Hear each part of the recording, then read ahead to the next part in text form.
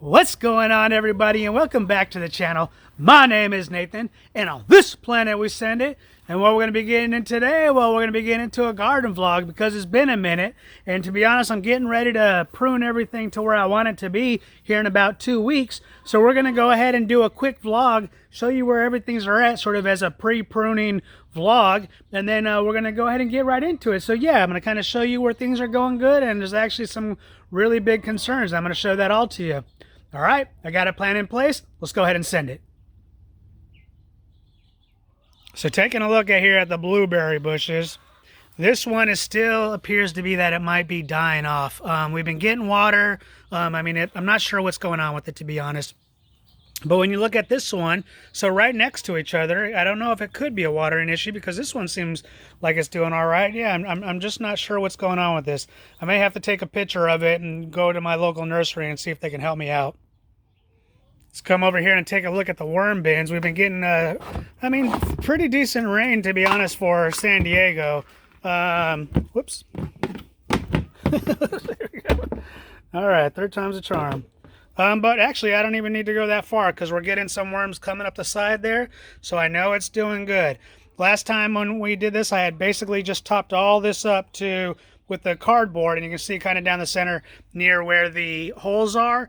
That is basically, that's what's kind of keeping it wet. So that's actually why I put the top on when I put the Frisbee on top, like so, to go ahead and make sure that it doesn't get too much water in there during raining events.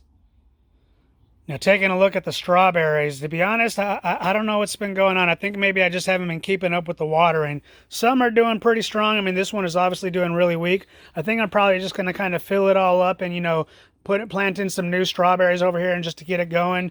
This one's similar issue. I mean, at the top, it seems like it's going really good.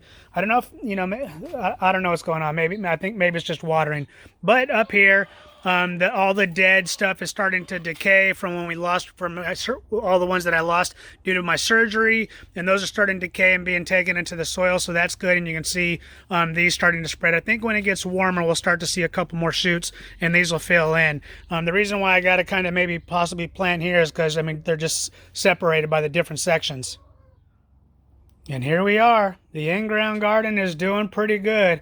I actually came through and planted quite a few of the things back there back in early November. So that's all stuff that I planted. But all this stuff over here is self-seeding. So this section is looking pretty good. And when we get over to the vertical garden here in just a second, I'm going to note something that, that I think is applicable to both sides. To this, I'm just noticing that I think the soil is becoming healthy enough to where it's able to fight off disease, because it seemed like before when anything was coming up from seed, it would just be ate by whatever was eating it, but now it seems like either that pest is gone or this is actually starting to be pretty decent soil to fend it off.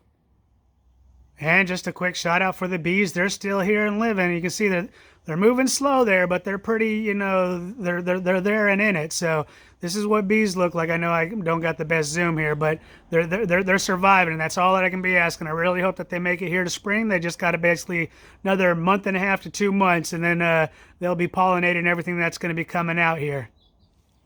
So in this section right here to the left of me, including everything behind me, the hops will definitely need to be pruned down and out and make room for the next one. But all these are some new like arugula plants that I planted. And again, I planted them there and they're surviving. And so that's a really great sign, is that seems like things are living more, especially like the different lettuces. It seemed like before those things would just get tore up, but they're actually making it within inside the vertical garden. So that's a really good sign.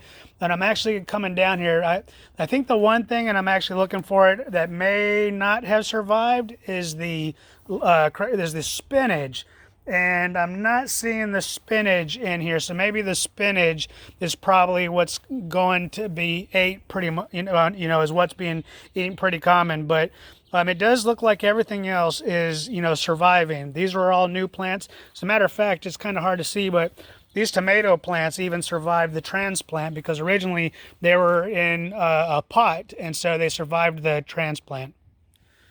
So definitely got some pruning coming to this one. I'm going to have to start strategizing on how to cut that one down. And then the peach tree, that's a little bit easier.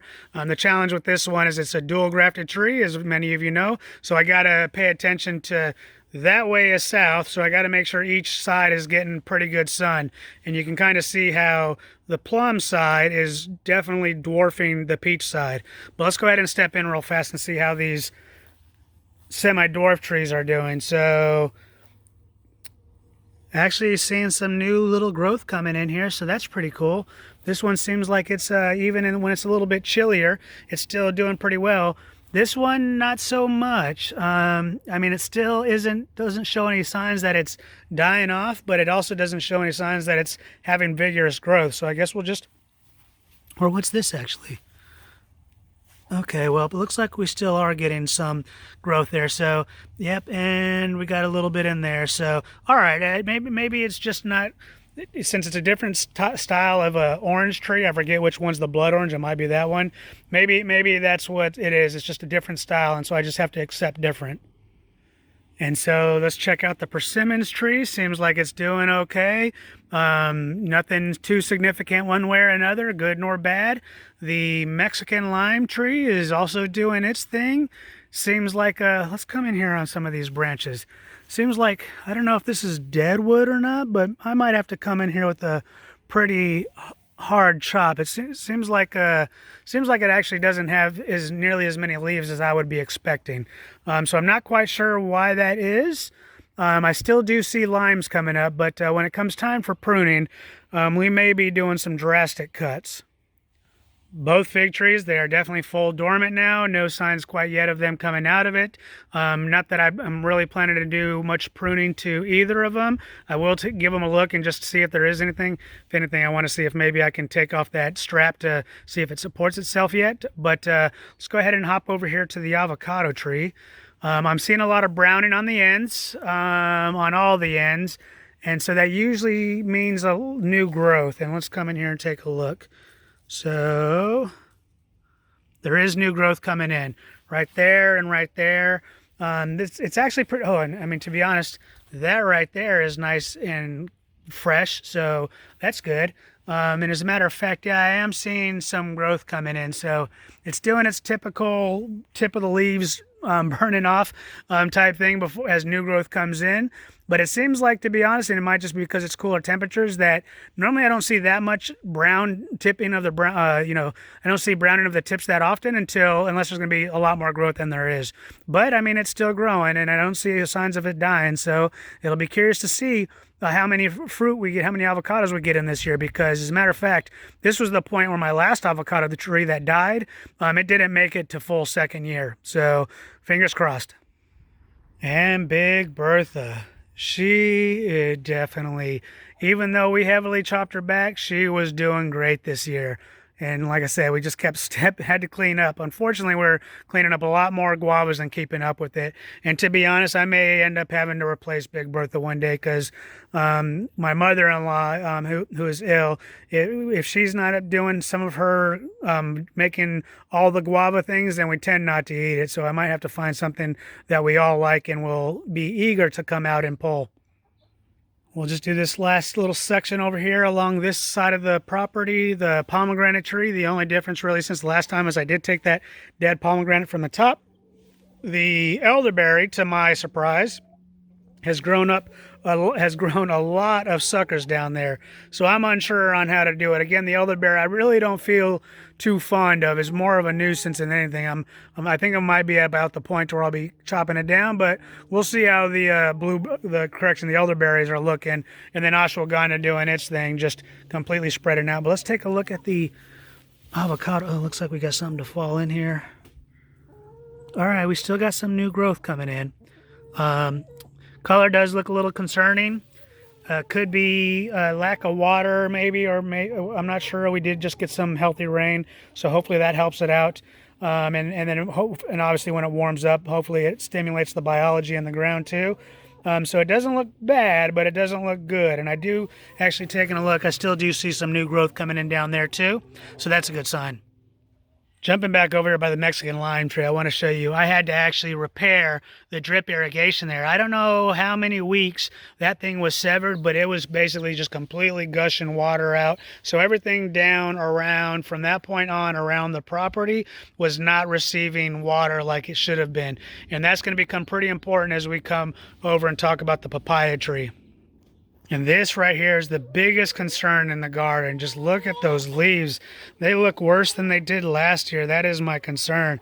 I think it might, I got to come over here and remove this manure, this chicken manure. I think it might be getting burnt out. So that's currently my concern. Even the leaves that are coming in are looking a little weak. Again, it could be because of the cold, because it kind of did the same thing last year, but it just looks different. So maybe it's a combination of both. I don't know, but I've at least fixed the drip irrigation. So the next thing for me to do is go ahead and clear the chicken manure all the way, you know, a few feet away from the papaya tree to hopefully save it, if that is the cause. If it's just the temperature, well, we should start warming up in about a month or so. But on a positive note, we have the Naval orange tree coming over here and coming in strong and hard. Look at all the growth coming in during this part of the season. Again, I mean, you'll tend to get a lot, but like last year we got quite a bit. I don't know if it was this much, but none of them ended up surviving, so maybe none survived. But hopefully this time at least one or two make it through. More is obviously better, but we shall see. It's at least a good sign from this point. And the little engine that could. This is definitely a time that it seems like it's doing all right. I'm seeing a lot of positive things, but then take a look at those leaves. Like, I'm just not sure what's going on here. So, you know, come on, little engine that could, keep chugging along. But because I tell you what, I'm seeing some promising things here. Let me get my hand out of the way so it'll focus on what I want it to. But all around the tree, well, maybe not all around, that one doesn't look too much, but we're getting some of this different type of growth here. And so I don't know what's necessarily going to turn into just fruit maybe, or just to more branches. But it seems like these are on most of them, but over here you can see it's a little bit different. This one actually took another growth, and you know, but now it looks like it's going into whatever that growth is. So this is new territory for me with the little engine that could. I don't know what these are going to turn into. Last time when these came out, I thought, actually I think this just might be more leaves, that one. So we'll see. The last time I saw some of this, you know, this style of budding, we'll just say, that I ended up chopping it off because it was down low and I didn't want it to fruit quite then. So now it's at the age to where I'm going to let it do its thing. And maybe that's what's going on, is that based on whatever this is, it might be fruiting or getting ready to do the fruit, so it's becoming a heavy drain on the tree. I don't know. We shall see. And so if you've been watching along, you knew that I was going to be making a decision here at the end of the year before I pruned on which branch I wanted to prune. Did I go with the older one that was producing grapes a lot faster? Or was I going to go with the one that was basically almost the complete length of this back patio covering? And that's what I want. I wanted to get it all the way down to here before I stop letting it grow further in length and just have it focus on production of the grapes. Well, I have decided to go with the newer one, so I'm going to chop the older one when it comes time to pruning. And so that should clean things up quite a bit, and then I'll be very excited to see what the production looks like come the new year. Come springtime. All right, that's going to go ahead and wrap up this video. Again, I just kind of wanted to take you guys around, document for myself, also show you what things are looking like, where things currently stand before I actually go into pruning here in a couple of weeks. And the reason why I'm not doing it this weekend, because I'm actually heading out on a Jeep trip up north. So I'm pretty excited about that. And for any of those who are watching my Jeep videos, I don't think it's going to be very sport-like. It's going to be more of the safari, going out and doing some sightseeing. So I'm unsure on what video I'll be able to bring, but I am excited because it's a pretty cool area. But anyways, thank you for watching. I hope you enjoyed this video, and I'll see you on the next one.